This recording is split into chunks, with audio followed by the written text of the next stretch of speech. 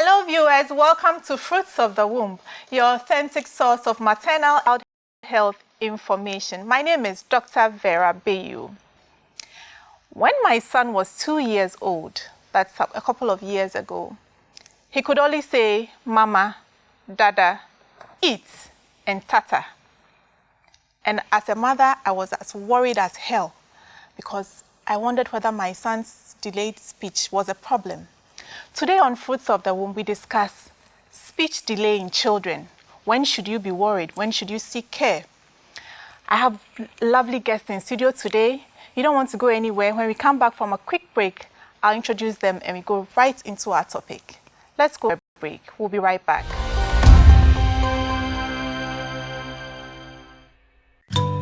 Your presence has changed my life.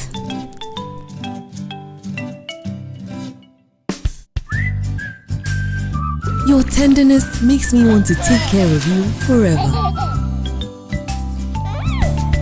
And I promise that I will give you nothing but the best always. Cousin's Baby with natural ingredients also gives the best care for baby's soft skin and hair. Cousin's Baby, growing together naturally.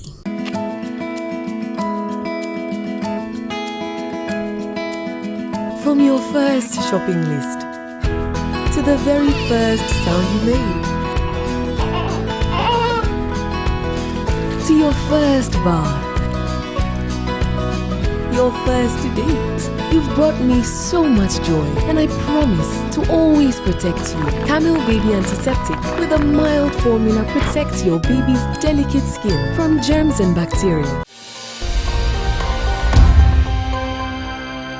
Welcome back. This is Fruits of the Womb, brought to you by kind courtesy of Cousin's Baby and Camel Baby Antiseptic. Let's stay interactive. Join us on our Facebook page. Go to Facebook and type Fruits of the Womb, and then you can post your questions, comments, or contributions, and we will do well to attend to them. Today on Fruits of the Womb, we are discussing speech delay in children. And here with me in studio are the lovely Dr. Mrs. A.C. Gazy Tete on my extreme right. She is an author. She authored the book Heart-Wrenching Marriages from Surviving to Thriving. And this book is available on Amazon and also at all Challenge bookshops. She's also a child development specialist. You're welcome, Dr. Gazy Tete. Thank you. And next to her is Dr. Mrs. Nanaya Echa Bonnie. She is also a senior medical officer and a resident pediatrician at the Kolebu Teaching Hospital. You're welcome, ladies. Thank you. Thank you once again. Dr. Gazy, when do you say a child's speech is delayed? Yeah, thank you very much for having us here. Before I actually talk about when a child's speech is delayed, I think it's good for us to set the precedent by defining a few words which people usually get confused. You know, we don't know when we are saying communication, when we're talking about language, when we're talking about speech. So I'll start just by saying that communication is the meaningful exchange of information between parties. And language is actually a set of words and symbols that are guided by rules used in communication. So speech is actually a form of communication, which is evident by the making of actual sounds. Okay, so let's get that straight. Now, when you talk about speech, speech is one of the specific abilities that we expect a child to start making at an appropriate age. And so we say that speech is delayed at the time that the child is unable to meet the age-appropriate speech that we expect, or then the child hasn't reached the achievement within the normal range. For instance, we expect that by 6 months, okay, babies start babbling, they make that ba-ba-ba sound, you know, and endlessly. And by 9 months, we're expecting them to say their first words, mama and dada. Now by 1.5, they have a vocabulary of about 25 words. That's not so rich. But within 6 months, from 1.5 to 2 years, they have what we call a language explosion, where their vocabulary increases to about 200 words. They can say a lot of words, and they actually make 2-word sentences. So if and then the child will have a problem with their speech. And then you also have conditions like autistic spectrum disorder. Then if your child is born preterm or premature, the child is also at risk of developing speech delay. And then we also have things like cerebral palsy, which children have problems with communication. So they can also have speech delay. Then another one is the auditory disorder, where they have a disorder in their hearing pathway. So they are not able to perceive sound, and as such, they cannot come out to express themselves. Because you need to hear Before. and then you can learn. Yes. But let's talk about, there are some children, for instance, I gave a practical example of myself.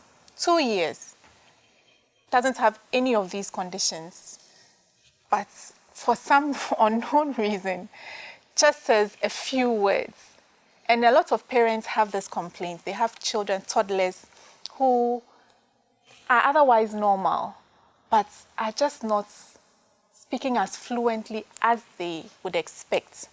What are some of the risk factors for such delayed speech, or what are some of the causes? But I know you are eager to answer that question, but before you answer that question, we also decided to... Okay, so we heard those interesting comments there. I mean, people have all kinds of... We'll talk about the tongue tie later. We talked about why a child who is otherwise developing normally doesn't have hearing impairments. 2 years, but it's just saying a few words here and there. What are some of the reasons for that phenomenon? Parents who speak to their children early initiate or they stimulate early speech in them.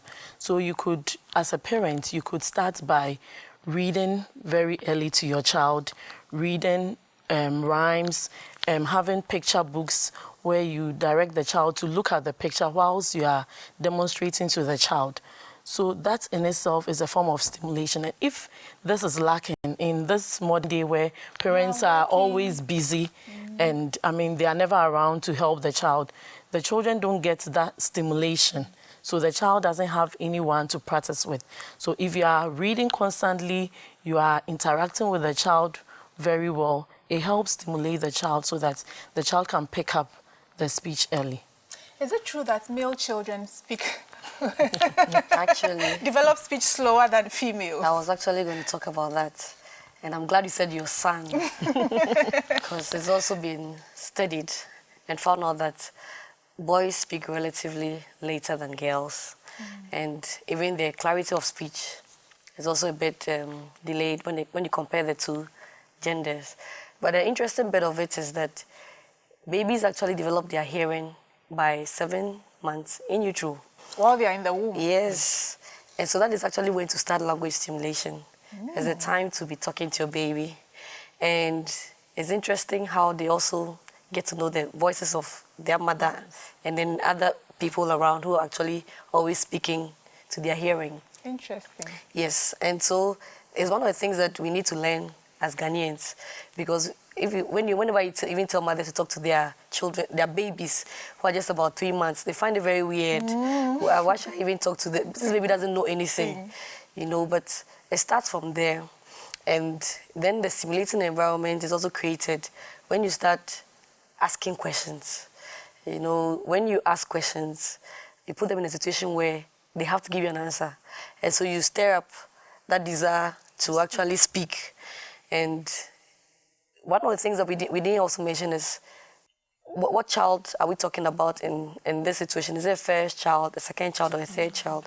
That's also very important because if you are the first child, most likely you don't have other children around. And indeed, children prefer to hear the voices of other children.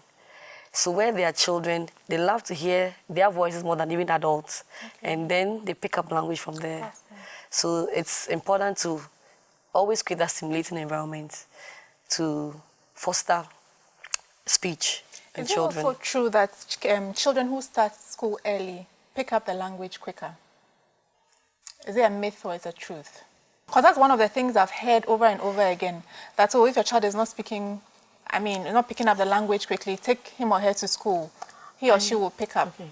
I think it's also based on the stimulation that we are talking about. So when they go to school, they are interacting with other children, they hear other children speak, and then they are also kind of stimulated to also talk. And then another thing is, so people talk about the use of bilingual language. So if you are speaking Twi at home, the Ghanaian language, and then the child is also learning English in school, does it delay the speech? So studies have proved that, if you use too many languages, it takes a while before the child is able to grasp everything.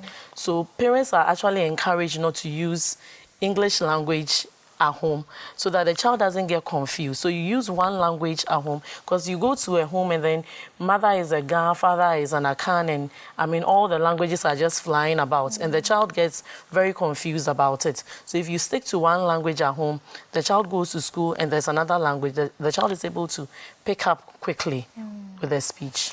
And actually, kids who are actually introduced to two languages very early have a relatively high IQ. So up to two languages is a good thing for the child. Okay. It's when you go beyond two languages then it's too much. There's confusion. Because like I said, language is a set of symbols and words that have rules.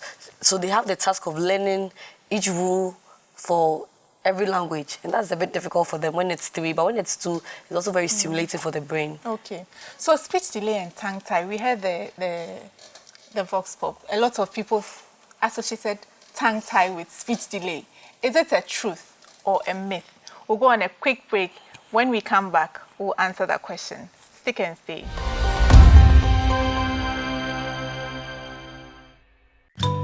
Your presence has changed my life.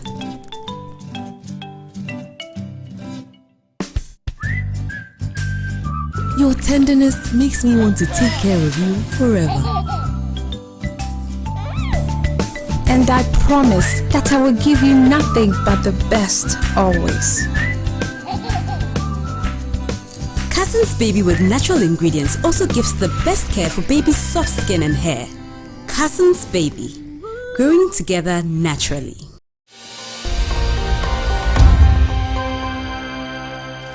So welcome back. This is Fruits of the Womb, brought to you by kind courtesy of Cousins Baby and Camel Baby Antiseptic. Let's stay interactive. Go to Facebook, type Fruits of the Womb, and you can post your questions, comments, or contributions. Today on Fruits of the Womb, we are discussing speech delay in children. And before we went on the break, we wanted to know if tongue tie does cause speech delay. Myth or truth? Okay. Dr. Bonnie. So, tongue tie. Can you briefly tell us what tongue tie is, for the benefit of those who don't know? For children, there's a muscle, a thin muscle just beneath the tongue. And as children grow, it's supposed to regress, or it's supposed to disappear with time. But then for some children, it may persist. And the prominence of it, or the severity or the degree of it, is what might impair the speech. So if the frenulum persists and then is such that the child has very little movement of the tongue from side to side. So the frenulum is that remnant of yes, the remnant of the tissue, under the tongue, exactly, linked to the floor of the mouth. Yeah. So you have very limited movement of the tongue from side to side. Okay. This can itself affect speech. Now, if the child is not able to stick out the tongue above the upper gum, it could also affect the speech. If you are not able to lift the tongue all the way up to the roof of the mouth, it could also affect the speech. Okay. So a tongue tie in itself depends on the degree of the tongue tie. And how to get rid of it is a very simple procedure. It's a surgical procedure. And the surgeons will just make a slit and then the child will be free of it. And one other thing is, if you have a child, for parents, if you have a child that you realize that this child has difficulty in latching onto the breast, or the child has difficulty feeding, because this can also present with feeding difficulties. Okay. So if you have a child who is not able to latch on well to the breast and has feeding difficulties such that malnourished, you need to seek your physician consult and then find out what exactly is going on with the child, so that a thorough examination is done on the child. So Dr. Gazy, Dr. Bonnie mentioned hearing problems as part of causes of speech delay. How can a parent tell that their child probably has a hearing problem? Because the child can't speak, can't tell you that I can't hear you. How can a parent tell that probably my child can't hear? I think this question is a very important and relevant question in this discussion, because a lot of mothers actually miss it all the time. And they miss it because of lack of knowledge. They don't know exactly what to expect. But we know that by 6 months, okay, children undergo what we call hatching, like chicks hatching out of the eggshell. You know, from birth, they are a bit quiet and passive, and all they do most of the time is just feeding and sleeping. At 6 months, when they start sitting, they become more interested in the environment. They are very curious, and 7 months, they actually, when they start crawling, they begin to respond to name call. And they also do something we call social referencing. That is, if the child is crawling away from the mother, they want to look back at you to know whether they are running into danger or they are safe. Okay, these are important forms of communication that mothers should look out for, because a child who doesn't have hearing may not respond to name call, for instance, and so we'll probably just keep on going and going and going. And you know, the other thing is when they're breastfeeding, they like to stop and look around. Look at it, yeah. Every little noise, they stop. They want to see the source of the noise. Yeah. It's interesting how those little cues can be picked up in a suspected case of hearing impairment. And then just to add to it, such children are inattentive. Most of the time to their children who present with learning difficulties. So you have a child who is struggling in school, you need to find out what is happening with the child. Does the child, yes, the child cannot even hear anything that is being said at school. And then for such children you be at home with them, and normally they want the TVs to be increased in volume. So they want very high volumes, and you realize that there is a problem with the child. And then when you are talking to them, it's like you have to shout on top of your voice before they can hear you. You should suspect. So what can be done briefly for children who have real speech problems? Any interventions, or is it a hopeless case? Well, coming back to the risk factors we mentioned, we talked about the fact that there could clearly be a problem with the ear. And usually, or typically in children, we know that ear infections, they get a lot of ear infections. And so a child who's having frequent ear infections is a child that we have to look out for and ensure that it doesn't deteriorate into a situation where the hearing is actually impaired. That's one aspect of it. Then we also talked about the fact that it could be a social communicative disorder like autism. And in this situation, for instance, you need a speech therapist. And of course, it's a multidisciplinary issue. But typically, the speech therapist will be in the middle with the occupational therapist to engage the child and then help the social aspect of it and the communicative bit of it. One of the things we didn't talk about actually is mothers who have emotional disorders. For instance, a mother who has depression, the baby or child can become depressed as well. And so if that is what it is, then we need to make sure that the mother is okay psychologically, and we have given her the support that she needs. But you know, most of the time in our environment, we pay attention to the children alone. We don't look beyond the children to see other things that may be happening. Some children may also have cognitive impairment, some kind of mental impairment, and that could also be the reason why the speech is delayed. So it really depends on what is actually causing the impairment, and then we need to do what we need to do about it. So another form of therapy is the physical therapy, where sometimes mothers are encouraged to prepare food in a certain texture to help exercise the muscles and then the structures that are responsible for the production, like the tongue that I mentioned earlier on. Okay. So that's the other thing. And we should note that for children who have speech delay, their social function is impaired. So such children are said to have poor interaction skills, poor communication skills. They are not able to interact well with their peers. So we have to note that now. As well. Actually, most of them have temper tantrums because it's very frustrating not being able to communicate what you are feeling. Not perceiving what you're saying. So viewers, like you know, every week there's a question of the week. So for this week, the question is, all children should be able to form a sentence by 2 years. A. True. B. False.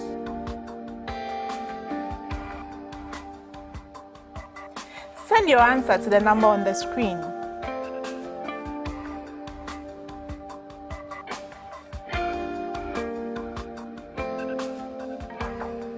Let's check out last week's winner.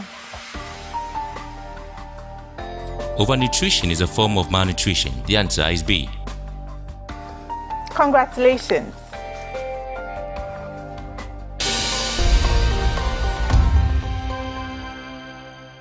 So we are wrapping up, but you talked about speech therapists. How available are speech therapists in Ghana? Are they nationwide? Is it something that is only available to the rich? And then your final words. So speech therapy is available for children with speech delay, but then unfortunately we don't have so many therapists in Ghana. There are very few of them in Kolebu and then other parts of the country. I know of just about 6 in the whole of Ghana.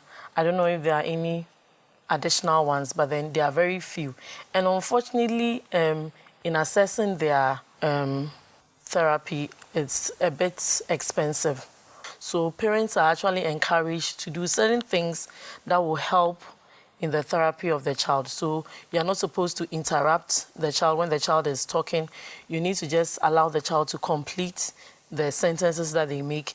And then you don't shut down the child, because this will just end up making the child just, called up in her own shell and then decide not to even talk at all. So in employing the use of speech therapists, the parents also have a role to play. Yeah. So your final words, Dr. Gazy. Well, I think it's worth mentioning that at the moment, in the University of Ghana is also training speech therapists. Oh, that's good to know. Yes, and so that's a good headway that we've made as a nation. And then my final words are these: that language and cognition, or language and intelligence, are really related, because as soon as a child picks up language, they are able to start asking questions, expressing themselves, responding to stimuli. And as they do so, they tend to exercise their brains. The first 3 years of life are very critical in the life of a child, because the brain is undergoing a lot of changes, positive ones. And so it's important that parents really keep an eye on speech development or the speech acquisition, because we care so much about our children going to school and becoming very clever, being able to solve problems, having a retentive memory. But we have to understand that it all comes first with acquiring your speech at the right time when you should. So early detection is key. So thank you so much, Dr. A.C. Gazy-Tete and Dr. Nanaya Echa Bonny. It's been great having you on Fruits of the Womb. Viewers, I hope you've learned so much from today's episode. Remember that speech delay may be caused by a problem in the brain or the organs responsible for making sounds, that's the mouth and the muscles within the mouth, or hearing impairments. Report to the nearest health facility and request to be referred to a pediatrician if you suspect that your child has a problem with hearing or speech impairments. So viewers, this is Fruits of the Womb. I hope you enjoyed yourselves. You've learned a lot. My name is Dr. Vera Bayu. I hope to see you same time next week. Remember, God loves you. Stay blessed.